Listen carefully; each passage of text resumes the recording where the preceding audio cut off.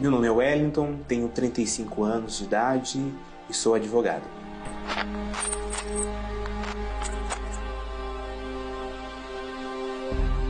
Cheguei muito cedo na igreja, junto com a minha família, em decorrência de um problema de saúde que a minha irmã desenvolveu. Dos meus 8 anos de idade até os meus 23 anos, eu me tornei um religioso.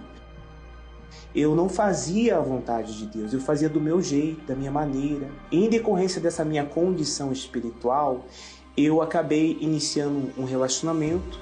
Esse relacionamento não deu certo, me deparei com depressão e, consequentemente, eu vi a minha real condição espiritual que não era boa.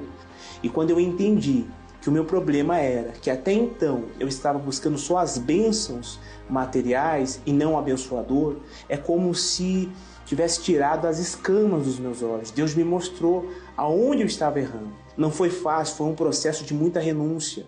Uma renúncia após outra. Você se negar, você reconhecer quem você é. Mas cada renúncia, cada etapa valeu a pena. Ao ponto em que eu consegui alcançar a maior vitória, a maior bênção que um ser humano pode receber, que é o Espírito Santo. Então ali, naquele momento, eu já não precisava mais de bênçãos materiais, não precisava de um relacionamento para me completar. Eu já era completo, porque o próprio Deus estava habitando dentro de mim. E aí eu comecei a ver a palavra de Deus se cumprir na minha vida.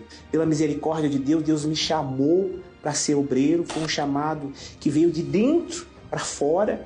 E logo nós casamos, Deus nos preparou, nos deu uma esposa abençoada, mulher de Deus. E quando nós se casamos, aí novamente eu vi a palavra se cumprindo, né? De um escritório simples de advocacia que nós tínhamos, Deus nos abençoou, nos levou para um escritório numa região nobre de Curitiba, com um espaço de mais de 100 metros quadrados, com advogados trabalhando com a gente. Abrimos um outro escritório, tínhamos 2. E após isso, Deus abençoou, a minha esposa se formou em odontologia. Nós fomos lá, escolhemos uma sala bacana para ela e lá equipamos com do bom e do melhor, tudo novo, do jeito que ela queria. Logo na sequência, compramos carros de alto padrão.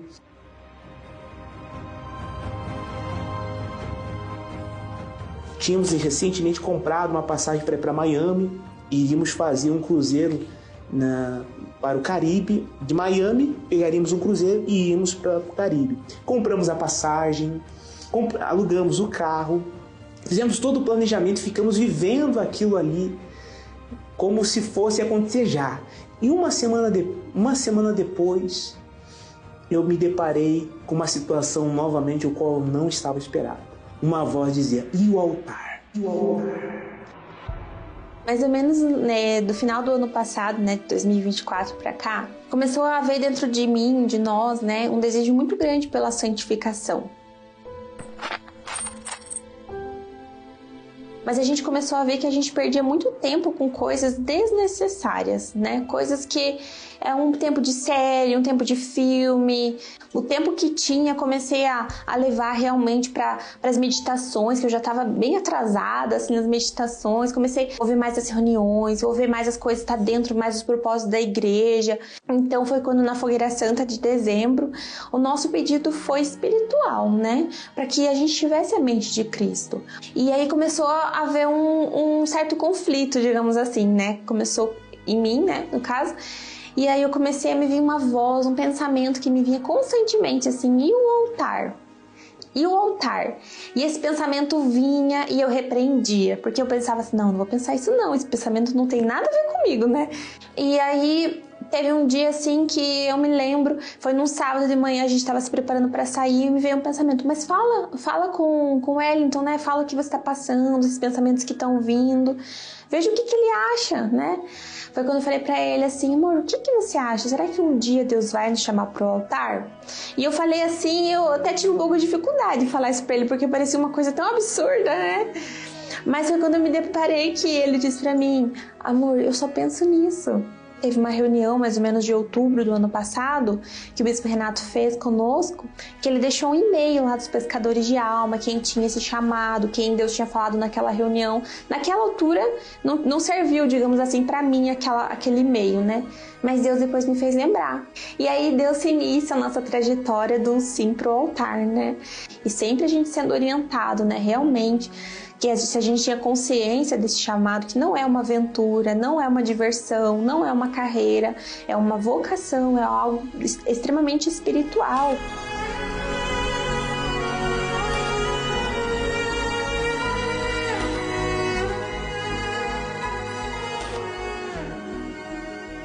Pastor da Igreja Universal não tem escritório, pastor da Igreja Universal só tem o chamado, só tem o Espírito Santo e a família. Então, se você quiser entrar, você vai ter que abrir mão de tudo que você tem. E nisso, eu teria que abrir mão do meu escritório.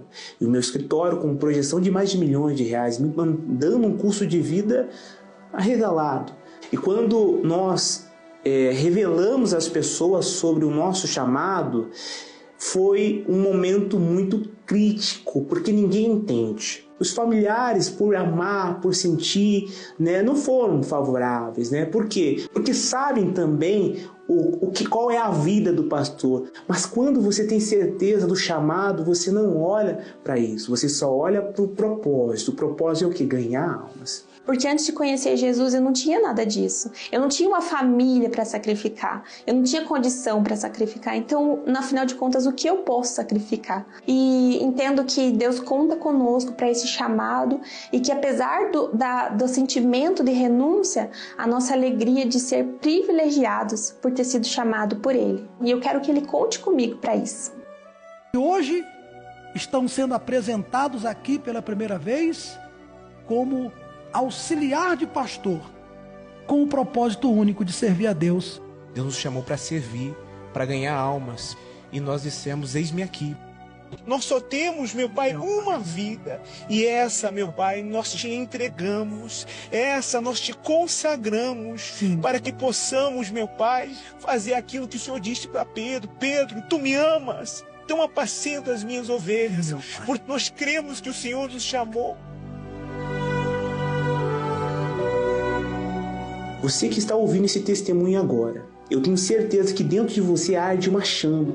A mesma chama que quando Jesus estava falando com os discípulos e eles não sabiam que era Jesus que estava falando, e quando Jesus se revelou, eles falaram: é por isso que o meu coração ardia.